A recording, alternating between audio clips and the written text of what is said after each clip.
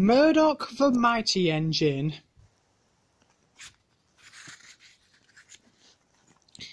This is a story about Murdoch the Tender Engine. When he joined my railway, he thought the other engines talked too much, but he soon realised that they aren't that noisy after all.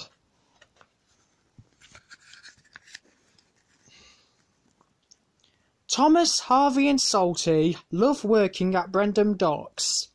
Day and night, day after day, cargo ships arrive at the docks with goods from all over the world.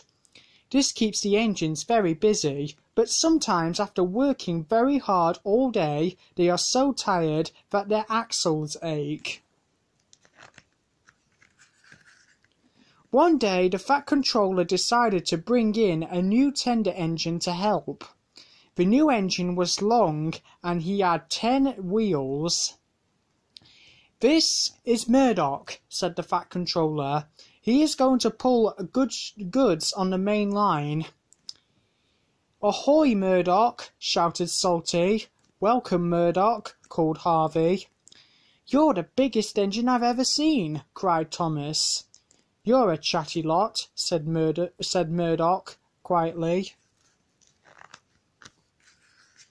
Murdoch didn't like chatty engines or the noisy docks. He liked quiet runs through the countryside, with just the noise of his engine and the trucks for company. Soon Murdoch was coupled to a long line of heavy trucks. His boiler strained, his wheels started to turn, and the mighty engine chuffed away. But Murdoch didn't puff through the countryside. He puffed through a busy builder's yard, with banging, hammering, and drilling all around him.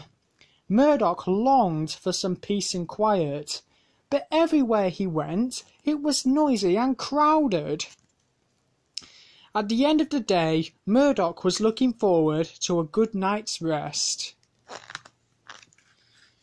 But when he got back to the engine sheds, Salty and Harvey were full of questions. "What's the longest train you've ever pulled?" asked Harvey. "Have you ever worked in France?" added Salty. "Please," chuffed Murdoch, "I want some peace and quiet. I don't want to share a shed with chatterboxes." "No need to be rude," huffed Harvey. "We're only being friendly," steamed Salty. The next morning, Murdoch collected another long heavy train. This time, he chuffed into the beautiful countryside. It was splendid. All Murdoch could hear was the gentle rumbling of his wheels and the soothing puffing of his engine. At last, he had some peace and quiet. But suddenly, Murdoch's driver applied the brakes and he screeched to a halt. There were sheep on the track. Lots of sheep. "The sheep escaped from that field," said the driver. "Through that broken fence," added the fireman. The driver and the fireman tried to chase the sheep back into the field. First this way, then that way.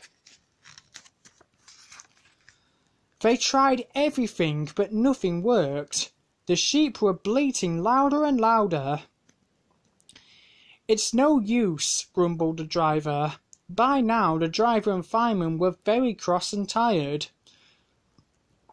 Then they realised that Murdoch's steam had stopped. "The boiler's got no pressure," cried the fireman. "Murdoch's fire had gone out." "I'll go and phone for help," said the driver.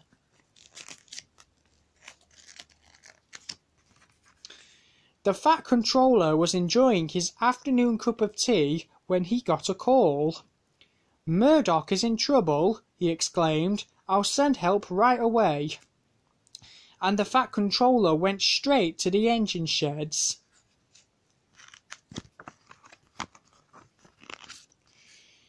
Meanwhile, Murdoch was stuck with all the noisy sheep. He was very unhappy. The valley wasn't peaceful anymore. Murdoch had never heard so much noise. But at last the farmer and his dog were beginning to move the sheep away. "Chatty engines are much better than noisy sheep," muttered Murdoch.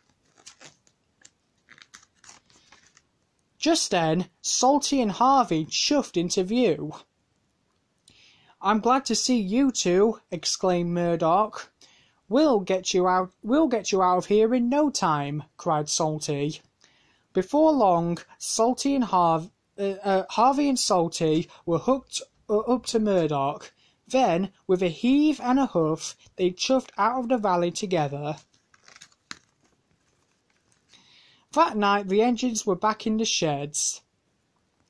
"Thank you for rescuing me," said Murdoch. "I'm sorry I was cross. I'm pleased to share a shed with you." "And we're pleased to have you," replied Harvey. "Aye, we are," added Salty. Murdoch had found his peace and quiet at last.